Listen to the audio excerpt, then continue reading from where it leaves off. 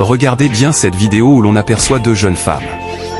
Celle qui arrive est possédée, et son esprit va entrer dans le corps de l'autre femme. Or, ce sont des amis.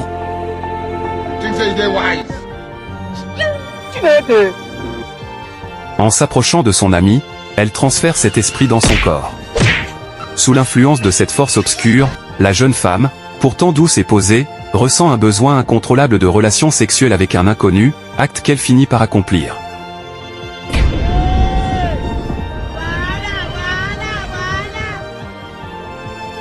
Après avoir fait l'amour, elle reprend ses esprits et demande ce qui s'est réellement passé.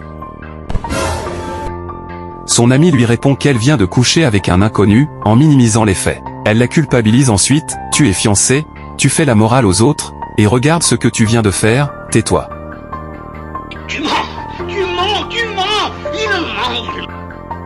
Elles reprennent la route, quand elles croisent le fiancé de la jeune femme sur un chantier. La possédée commence à tout raconter pour détruire leur relation, mais le fiancé refuse de croire à ses accusations. Vexée, l'amie malveillante décide de réagir en retransférant l'esprit dans le corps de son amie. Cette dernière, de nouveau sous emprise, devient obsédée sexuellement par un homme présent, au point de le poursuivre en le suppliant.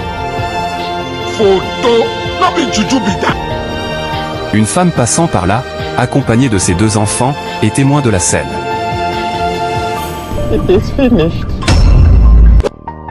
Sa petite fille, dotée d'un don spirituel, perçoit immédiatement la présence du mal.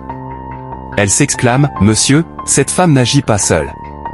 Il y a un esprit en elle. » L'autre femme tente de la faire taire, « Mais qui est cet enfant ?» Elle raconte n'importe quoi.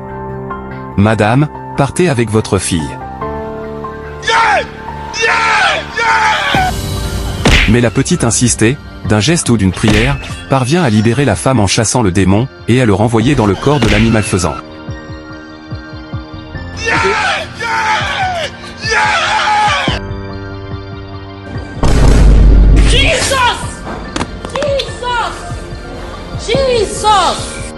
Cette dernière se met alors à délirer, révélant toute la vérité sans pouvoir se contrôler.